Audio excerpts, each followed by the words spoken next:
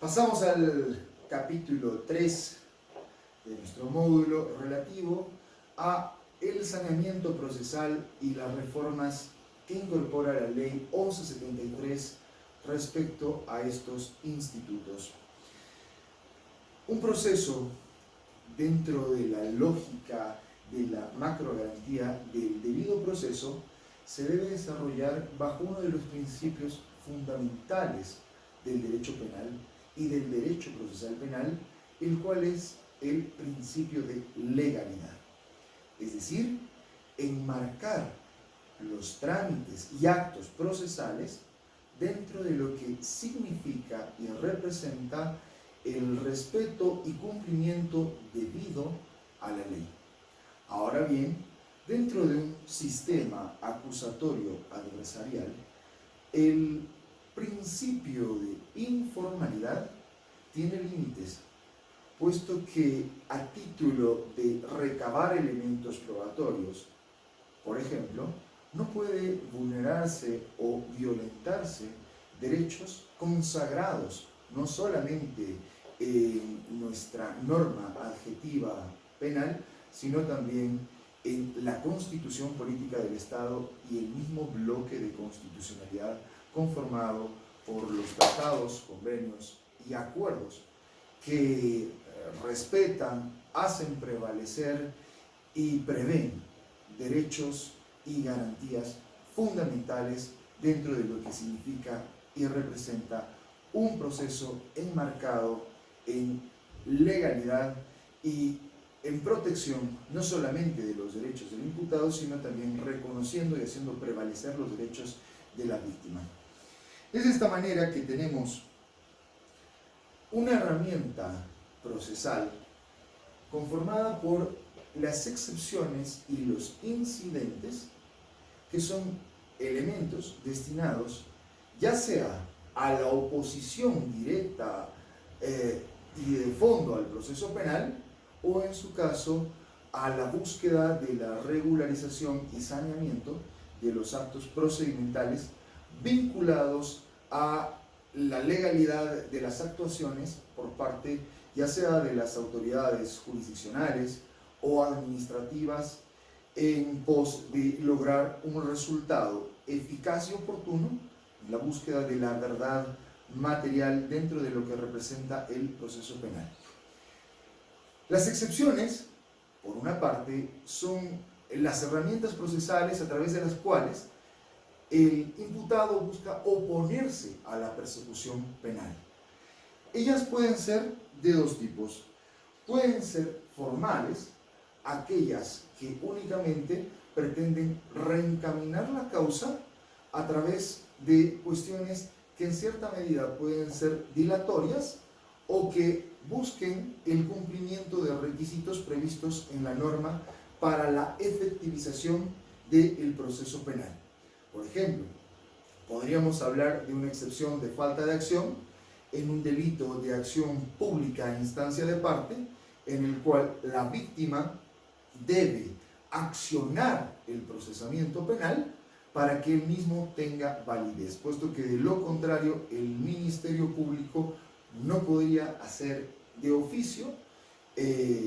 un requisito establecido precisamente por la norma. En este caso, la excepción busca que se dé cumplimiento a los requisitos previstos en el procedimiento para permitir su encauzamiento criminal. Por otra parte, tenemos aquellas excepciones que pueden ser consideradas materiales o de fondo, puesto que ellas afectan el contenido y la estructura en sí de la posibilidad y de la previsibilidad de la persecución penal. Por ejemplo, podríamos hablar de una excepción de cosa juzgada, en la cual una persona ya ha sido sometida a un procesamiento, en la cual por más que se cambien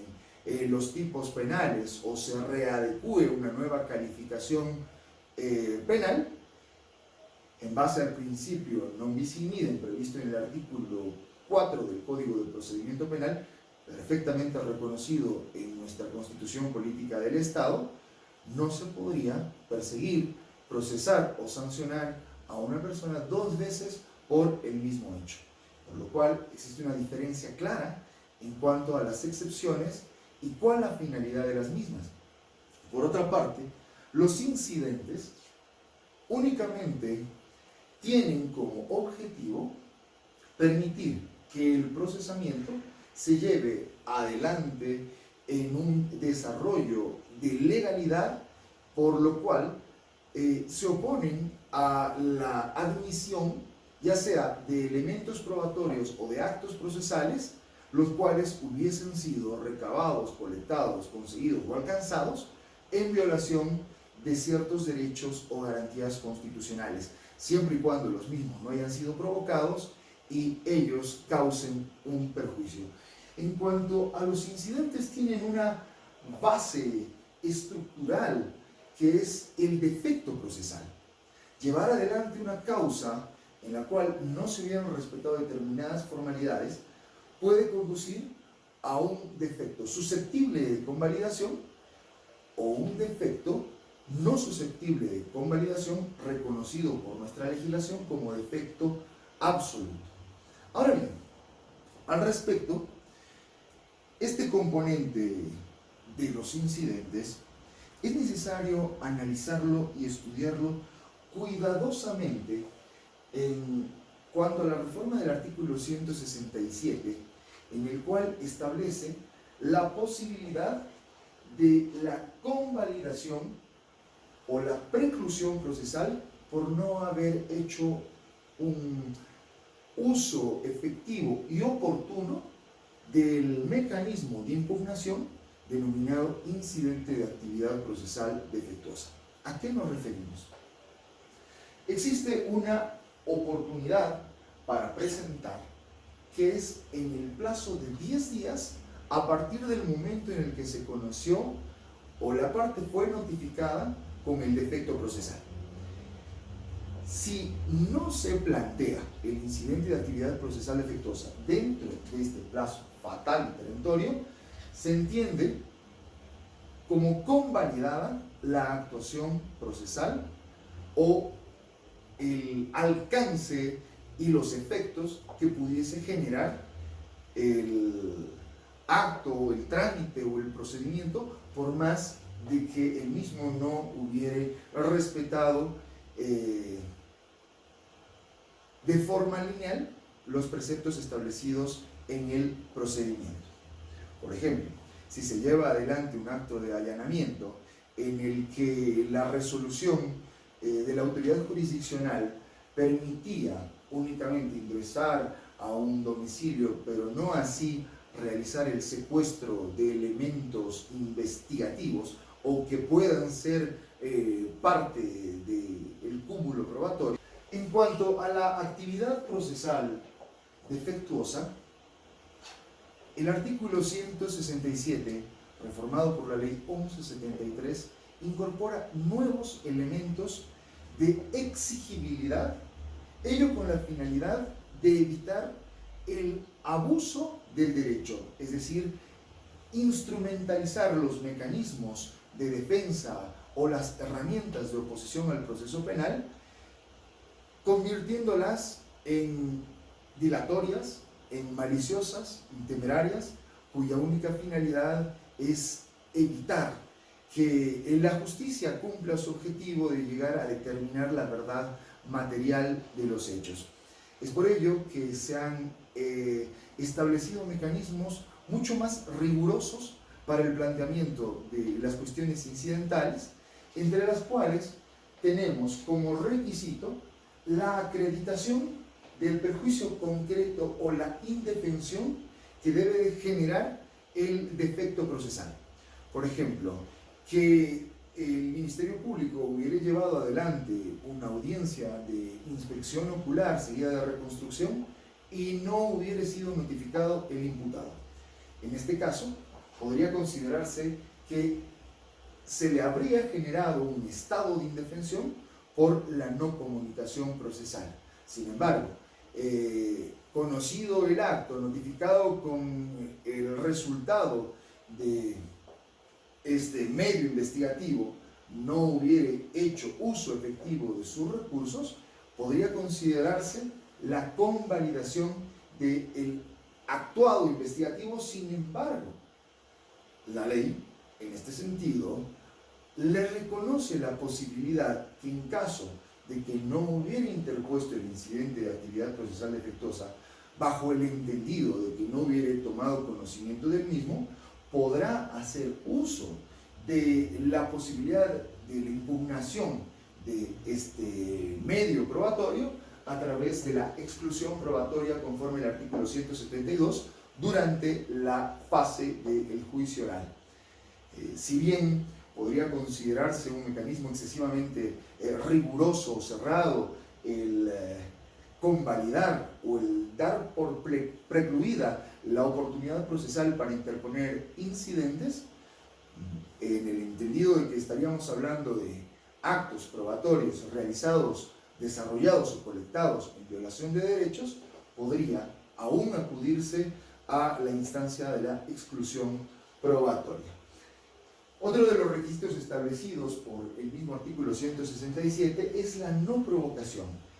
Cabe decir que el imputado no haya realizado actos por los que se haya generado de mutuo propio y de forma directa un estado de indefensión y que el mismo perjuicio haya sido buscado precisamente para interrumpir o suspender las actuaciones procesales. Estos son los dos requisitos estructurales por los cuales se puede interponer una actividad procesal defectuosa, ya sea durante los 10 primeros días a partir de la notificación con la imputación formal o durante toda la fase preliminar, o a partir del momento en el que hubiere tomado conocimiento. Tendrá el mismo plazo de 10 días para promover un incidente sobreviniente para regularizar el procedimiento. Ahora bien,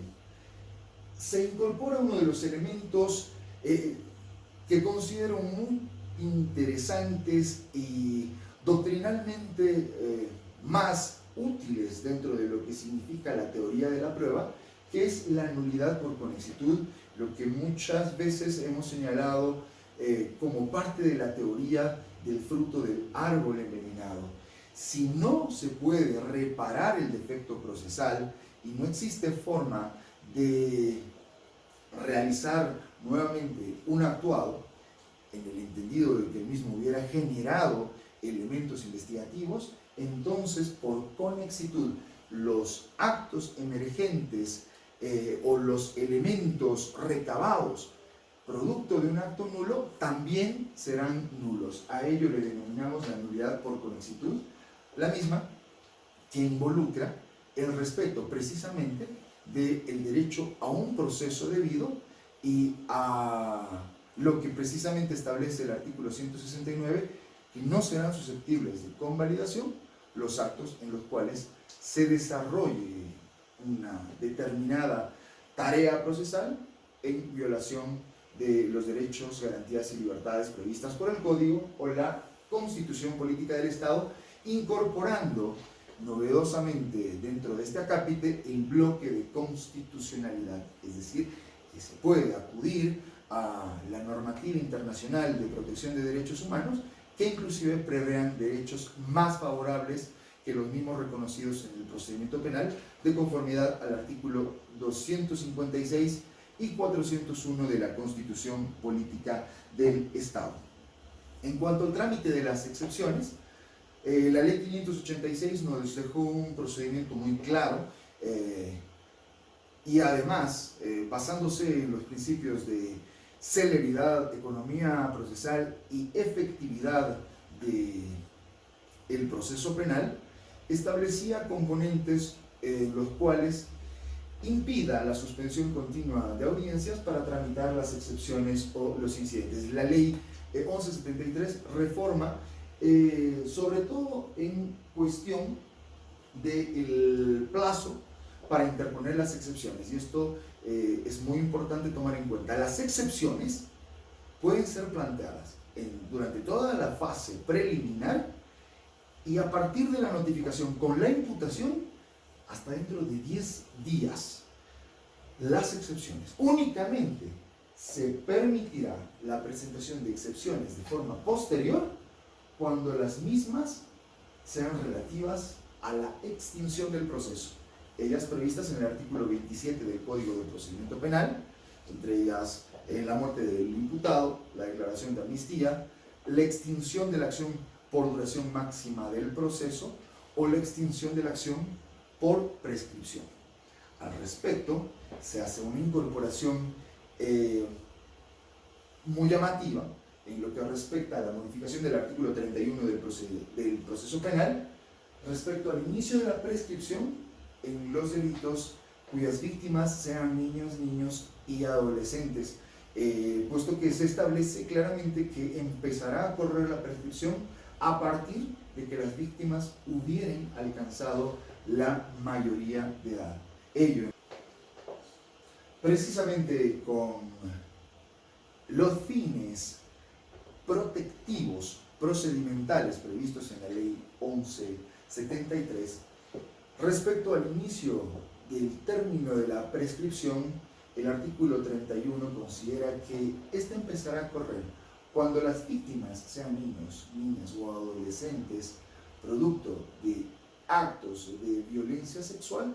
cuando ellos alcanzaren la mayoría de edad, preveyendo la posibilidad de que no hubieran acudido ante las autoridades jurisdiccionales precisamente por su minoridad, por el estado de indefensión o fragilidad en el que se encontraren. Ahora bien, la tramitación en la fase investigativa se desarrolla en un solo acto, tanto excepciones como incidentes que hubieran sido planteadas dentro del plazo procesal oportuno, es decir, hasta dentro de los 10 días de notificado con la imputación formal, ya no con el inicio como establecía la Ley 586, salvo el caso de los incidentes como cuestiones procesales sobrevinientes. En este caso, se permitirán los incidentes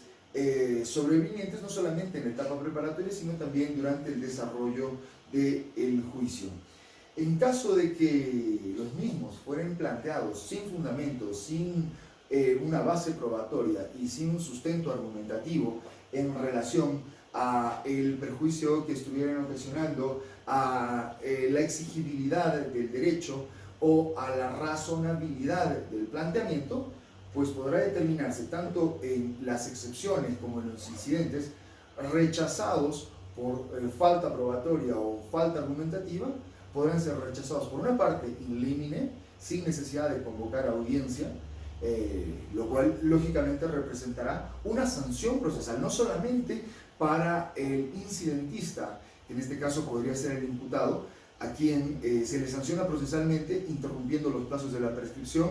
de la extinción de la acción por duración máxima del proceso, sino también al abogado, a quien se lo sanciona administrativamente. Ello en función a evitar una mala praxis procesal. Y en cuanto a la impugnación de las excepciones y los incidentes, ello conforme al artículo 403, reformado también por la Ley 1173, en la que ya reconoce taxativamente que pueden ser apeladas no solamente las excepciones, sino también los incidentes, pues regirá el procedimiento previsto por los artículos 403 y siguientes del procedimiento penal. Otra de las grandes reformas de la Ley 1173 es la relativa a la protección de la garantía del juez natural. El juez natural tiene tres componentes, como bien conocemos: es un juez independiente, un juez imparcial y un juez competente. Las excusas y recusaciones precisamente vienen a rescatar y hacer prevalecer uno de estos tres componentes, que es la imparcialidad de la autoridad jurisdiccional. ¿Cuáles son las características estructurales? Que la oficina gestora de procesos será quien determine, en el caso de una excusa o en el caso de una recusación declarada aprobada, quién será la autoridad que conocerá el caso en caso de que deba remitirse a una autoridad jurisdiccional distinta. Ello haciendo prevalecer precisamente los principios de transparencia y de celeridad del procedimiento penal. Existe una considerable reducción de plazos procesales, tanto para que la autoridad jurisdiccional promueva su propia excusa y apartamiento de la causa, como para quien sienta la necesidad de interponer la recusación, puede hacerlo en el plazo de 48 horas, habiendo tomado conocimiento de quién es la autoridad jurisdiccional. Existen limitaciones para el planteamiento, precisamente con la finalidad que habíamos señalado hace un instante, de evitar el abuso de este tipo de mecanismos o recursos tendientes a dilatar maliciosamente el proceso. Todos estos componentes tienden a que de una manera útil, pragmática y lógica puedan permitir que el proceso se desarrolle sin obstáculos, sin vicios de nulidad y en respeto a los derechos y las garantías de las partes.